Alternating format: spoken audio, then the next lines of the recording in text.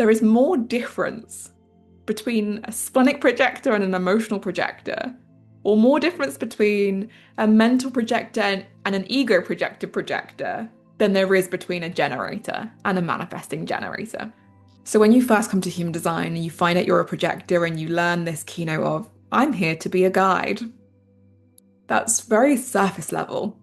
And there is more information out there, but not to this level I'm about to share with you today. And this is through extensive research on my own, as well as deep experimentation and learning and studying of the human design system. So my name is Rebecca. I'm an IHDS certified human design analyst and living a design guide. And I've spoken to over 1,000 people at this point, and probably about 800 of those have been projectors. And in addition to that, I've had 300 students come through official certified studies with myself and over 100 participants in different experimentation groups that I've run. And primarily, they're all for projectors. So here's what I want to share with you about the different projector subtypes today.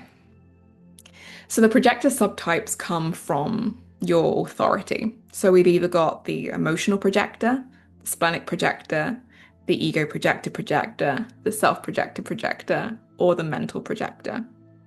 And already going that one level deeper, you're going to find out what a different guide you are and what your purpose here is.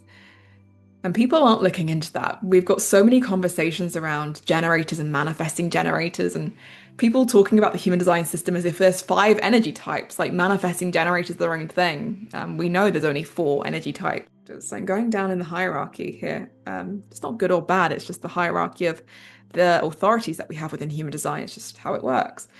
Splenic projectors are a very different kind of guide. Think about how the authority works. The solar plexus, the emotional projectors are cyclic over time, needing time as your awareness. Your depth is formed over time. Splenic, instinct, moment to moment. It's like a screenshot, you know? The solar plexus, our emotional projectors are a bit like long exposure cameras. They are taking this long exposure picture of the night sky and they're seeing all the stars. But the splenic projectors, instinct, moment, we move in the moment. And there are so many different types of splenic projector guides. The emotional projector can only be connected to the root or to the heart. But the splenic projector could be the root, could be the ego, could be the throat. So many different channels, all the different potentials here. Oh, and even to the G. Just looking at my human design chart down here. There's so many different ways that a splenic projector can be defined.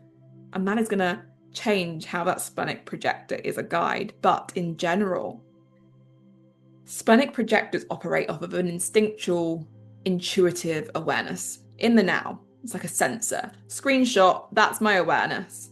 I find especially when it's connected to the root, there is an urgency. It's like a wave of urgency. I have to tell them my judgment here, or I have to communicate this out, or I have to fight for this or struggle for this. Now it's urgent because of the root has its own timing. But the splenic center in general and our splenic guides are here to guide with the alertness. It's like a safety awareness system. I do enjoy walking around with my splenic projector friends in life because if they stop walking, I want to stop walking too. I'm like, oh, okay, there is an awareness here. There is an alertness. It's just safety. When you are in tune with your instinct, when you allow yourself to feel the instinct and not override it with thought. So splenic projectors that really tune into their authority and decondition and really acknowledge this and surrender to this have an alert system. It's an awareness. It's instinctual, minute to minute. And it's there to keep you safe, but it is there to alert the rest of us too. And the biggest thing for splenic projectors is, you know, the solar plexus is not allowing themselves to feel the emotions, but the splenic projectors is when you feel this alertness and this urgency, it's this thing you got to remember that the world isn't necessarily ready for your urgency. Just because it's your urgency, your alertness, it's come over you now. I'm like an alarm. I've got to tell you about this. Doesn't mean it's everyone else's urgency. Your timing isn't the world's timing. But there are things we can do with that, and that's what I work with clients about. So we have our splenic projector, our alert systems, the ones that are guiding us with their intuitive awareness, the instinctual awareness in the now. I've had some fabulous stories about this. Fabulous stories of just, I don't know why, I just kind of knew this. Someone waking up in the middle of the night because there was a fire and they didn't even know there was a fire, they just left the room. How? Not something I can do. I'm not a splenic projector. But we need our alert systems. That's a very important guide that we need. Is this safe for society? Is this safe for us? There are alert systems. Now, if we go to the ego projector, now this is very rare. This is rarer than a reflector, our ego projected projectors. And there are different versions of ego projectors, but you all share the same channel. 2551, channel of initiation, a design of needing to be first. The heart going into the G. The willpower going into identity. It's a powerful channel. It's very individual. It's self-empowering. There's an issue sometimes here with ego projected of performing in life, knowing that's not what you desire and just kind of molding. No, that's not what we want for you guys. But in terms of guidance, an ego projected projector that has really stepped into their wisdom, that has acknowledged the not self tendencies, that has really stepped into what is it I desire? Who am I? Because of that defined G center. They're the ones, in my view of this, they're the ones that are guiding us on how to be so self-empowered, so like not performing in life, to guide us into what is our heart really desiring here.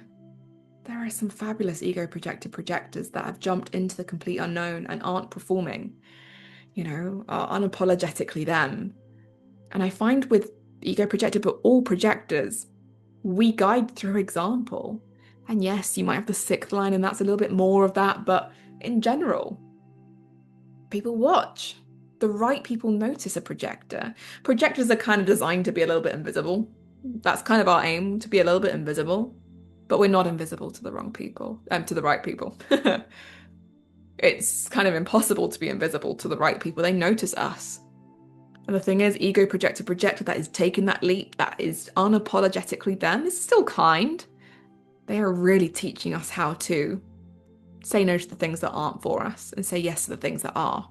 To follow those heart desires, to not perform in this life, to learn how painful it is to mold. And all projectors can feel this, but this is where the focus tends to be when I speak to ego projectors.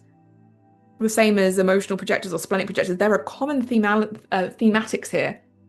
There are common questions I get asked and common conversations that are had. And with ego projectors, it is around this performance. It is around the heart desiring. It's around identity. This is me and it hurts to not be me. And there's just not the same emphasis or oomph behind the other projector guides that we have, like the ego projected. Now, the self-projected projector, and there's different types of self-projected projector as well. But the self-projected projector has a very interesting way of moving through life. And there are so many nuances here that Ra, according to some of the resources that we have, Ra didn't necessarily know what to do with self-projected projectors. Are they manifestors or projectors? And you are a projector. You have a projector aura. That's what makes you a projector. But there are manifestor-like qualities about self-projected projectors. So when we come to, okay, well, what do self-projected projectors guide us in? Well, it's not alertness, it's not necessarily emotion, it's not performance. Self-projected projectors are guiding us with their inspiration. They're guiding us with their expression through morals or stories, through being a leader. It depends on your specific channel, but self-projected projectors have this like inner urge to create, to manifest. It's such a common question I get. Can I manifest? And I've got this urge in me to create this, etc.